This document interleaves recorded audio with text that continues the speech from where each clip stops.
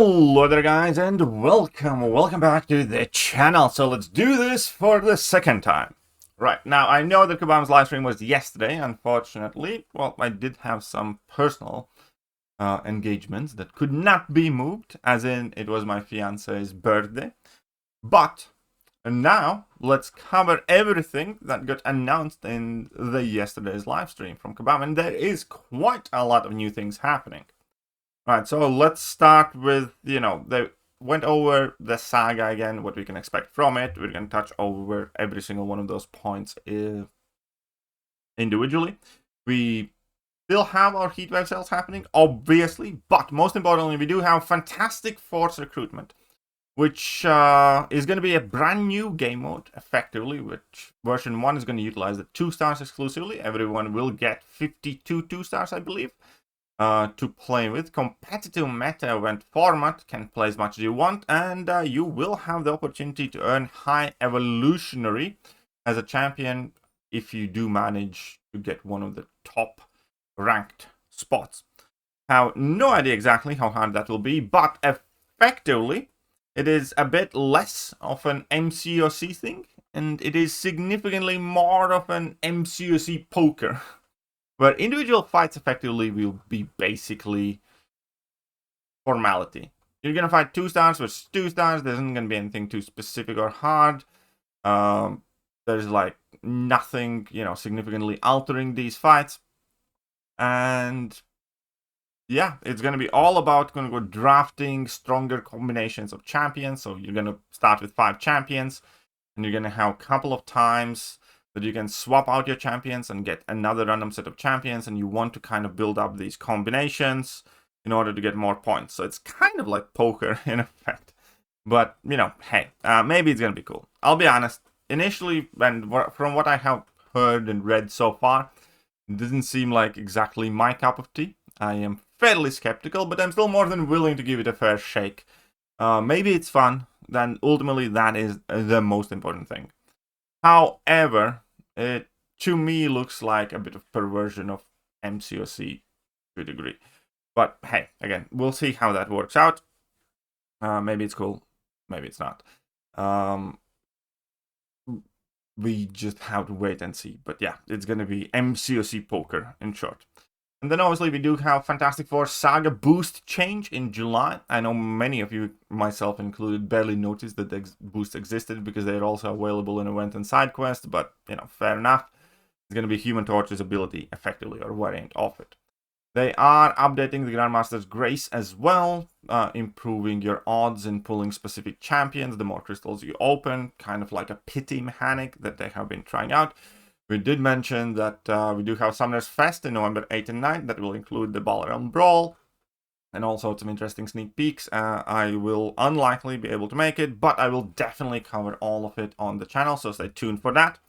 The cool thing, here starts the good thing, because we do have quite a lot of nice announcements. First and foremost, we do have Fantastic Force Incursions. And I always love these because it's fairly quick, fairly painless, relatively small time investment, and, decent rewards and quite a bit of fun because you can do some cheesy and crazy things. The Saga Incursion rewards are coming with 10% tier 7 basic fragments, 1 tier 4 alpha, 10 research grants, 1 charter essence, generic 1 to 2 rank up gem, which I actually really want to get my hands on because I'm struggling to get my champions from rank 1 to 2 in order to be able to take them from rank 2 to 3. 15 6-stone crystals and 15k Summoner Fest realm points. So there is a realm event coming very soon in regards with the Summoner Fest. Fantastic Force Incursions will feature Silver Surfer and Invisible Woman as bosses. There will be new hacks rotated in as well. So should be quite fun.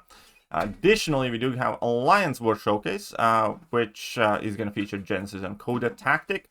Completion rewards now include 30% tier completion exploration rewards include 30% tier 7 basic, Shatter Essence, 7-star 6 stones, some research grants, and some Summoner Fest points, and some Titan Shards. So these are always neat, nifty little things. The initial versions of these were quite big flops and fails, but I feel like with the last one of these, they have done a decent job. So, it's fine. It's nothing super exciting to jump, up in joy for, but it's definitely some nifty, nice little extra thing to do for some extra rewards in any given month.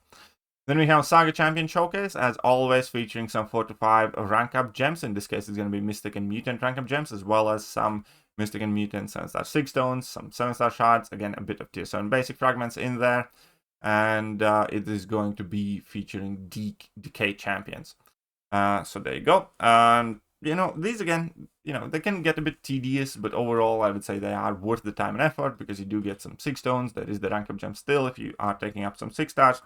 7 basic fragments, again, not the craziest thing in the world, but it's nice. It's better to have them than not. Now this thing is cool though. Again, 4 weeks of raids, new raid bosses every week, and 45 raid tickets per entry, so reduced raid cost, as well as effectively Kabam is letting us enter the raid for a month for free, because Solo Event is giving us all the raid tickets necessary. So I very much so look forward to this, just in general, because I do prefer to play raids over regular AQ, just mainly because you can, you know, sit down once or twice and basically be done with it for a week, and then you have peace of mind. You feel like you have gotten rid of a chore, effectively. So I'm quite happy about that. Hey, look at this cool picture, though. Nothing special about this, but I just like the picture. So there's Maker, High Evolutionary, and a bunch of noobs staring down Fantastic Four. So it's Fantastic Four villains against Fantastic. Cool image. I like that. I like that as a screen. Valiant Event Quest version 3 is coming, and there is a change. Effectively, this time it will start with a boss fight and then a couple of regular fights, and then you will have to swap out your entire team, because you will get a pre-fight ability that effectively means that you're gonna die if you enter another fight with it. So it's going to be full team choice node swaps that are required, and now you're not going to be required to swap after every fight, but after every 3 fights, one of whom is going to be like a scaling boss fight. And, you know, it should be quite fun. And again, still very much so look forward to it. Fights pulled from Thronebreaker EQ, multiple scaling boss fights per quest. Each quest is going to give us some rewards, and more specifically, you can use teams of 3. And it also kind of means that at the very least synergies are, or can become a factor again, at the very least a little bit. So I was fine with the first 2 Valiant quests. I again wished Kabam would kind of make it a bit more varied, dynamic experience, but overall, you know, I did like and enjoy having Valiant Gauntlet in the game, and I'm sure that this version is also going to be fine. We're going to be doing it live, so you guys can see and react to it, and obviously we're going to be giving our feedback to that as well. We have Future Foundation coming on July the 23rd with weekly objectives, where you can earn a class 7-star crystal for Valiant players, Mysterium and user titles, and some other significant rewards. So that's kind of cool. Then obviously Kabam showcased the new champions, and both of them actually look quite good in my opinion. Do want to know their full details and abilities, but the Maker, the way I look at the Maker at the moment is kind of like version 3.0 of Jack-O-Lantern / Bastion. Because I already find Jack-O-Lantern and Bastion like very, very, very similar in, you know, what they do. And I think the Maker is kind of like version 3.0. So he is a Neuroshock immune and the reverse controls immune, obviously. So he's going to be counted to Jean Grey and, you know, the reverse controls. And Neuroshock immunity is going to make him counted to Captain Britain and obviously Onslaught, so on and so forth. So that is quite interesting to begin with. Because we all knew this is coming. And await on stuns and well-timed block, passive stun, which again does give him some form of utility immediately. No critical hits, fairly standard process for text these days. Tactical pre-fights, also quite cool, which are passives and refreshed by knockdown, similar to Mr. Fantastic. And places Plasma, Mine, and Special 1 that you do want to trap your opponent into. So there we go.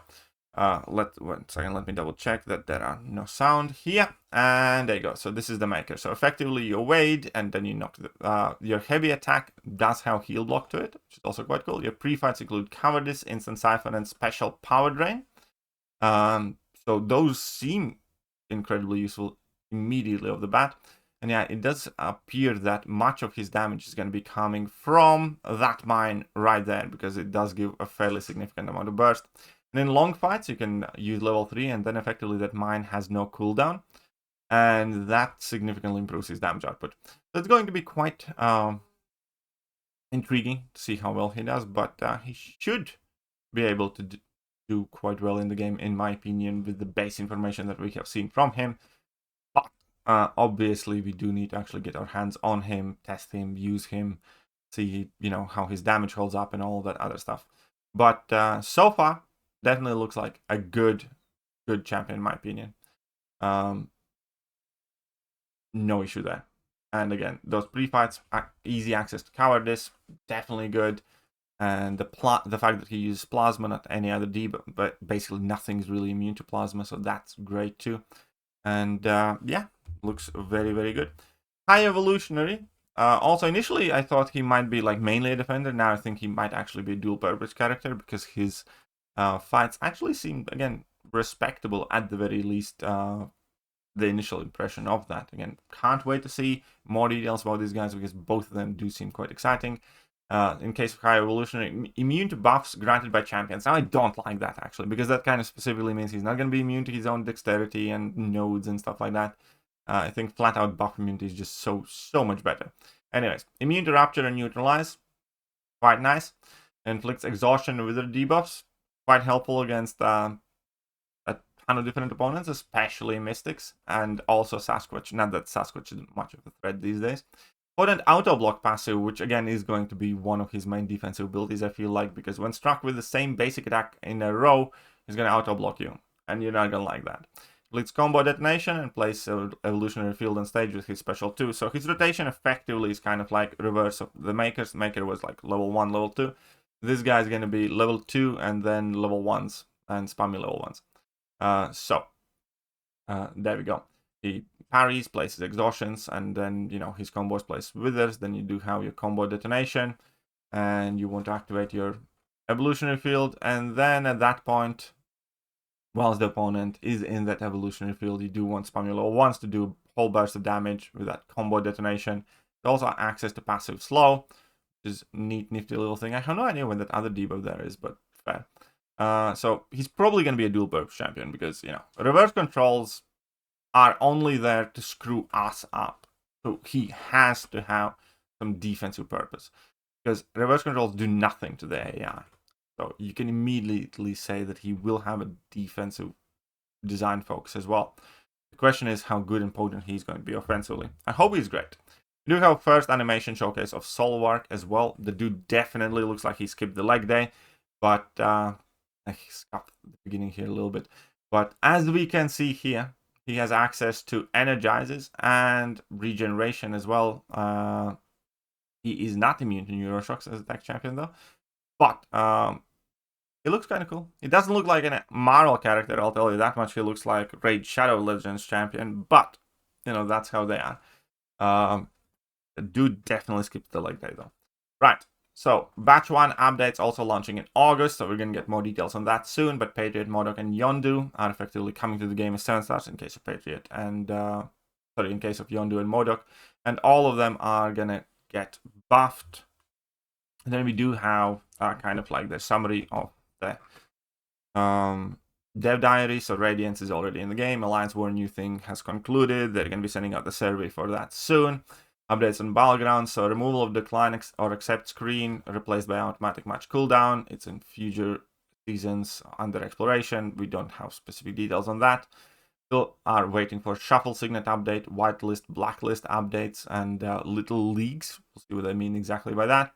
Updates to Gladiator Circuit paused for evaluation include dynamic matchmaking by tier, dynamic win or loss impact by tier, and ELO decay to reduce parking. I don't think they implemented that. So how can they pause it? Anyways, I do think we do need that ELO decay parking for sure, and removal of decline button as well. So the new game mode, it's here on the 16th. It's launching, that's fine. Event quest, auto scaling, again in very near future. There are going to be 2 difficulties of event quest. One is going to be traditional one, and one is going to be the gauntlet version of it. That is going to be scaling on your progression and in the future also of your top 30 champion prestige. See when they implement that. Now, there are some very big bombshell announcements here. So, solo raids apparently are coming to the game as well. More details next month. But starting in August, they should be here. So, that's exciting. Daily quest rework. Very much look forward to this because daily quests are, you know, incredibly outdated at this point, and there's a whole ton of them, and not one of them is like very, very great for what they're meant to do. So, new relevant and rewarding content repeats and change daily, Monday through Saturday with super version on Sunday. More details next month. Very much I look forward to that. Mysterium update, an update to the Mysterium store. Finally we're getting that. And then we have weekly Alliance Super Event, which is going to be much similar to daily Super Event. Again, I do think this is a great change. I do think, you know, Currently, a lot of those events and rank rewards are completely irrelevant, because we are like top 10 AQ alliance that's still getting 5 and 6 star shards in the rewards and whatnot. So those events definitely do need looking at. And if you can condense them in one super event, that is perfect. I love that. We're also getting a sigil update, which kind of came out of nowhere because I did not expect them to do another one this soon, because last time they took years to update sigil. The mini summary would increase amount of sigil tokens you can earn each month, increase weekly bundle potions, added more items to the sigil store, added more trading options for the Black ISO market, added Mysterium to the resource boost, and increased story boost for Act 7 to Act 7. I think it's fair enough. We'll see the exact details when it comes closer to the time.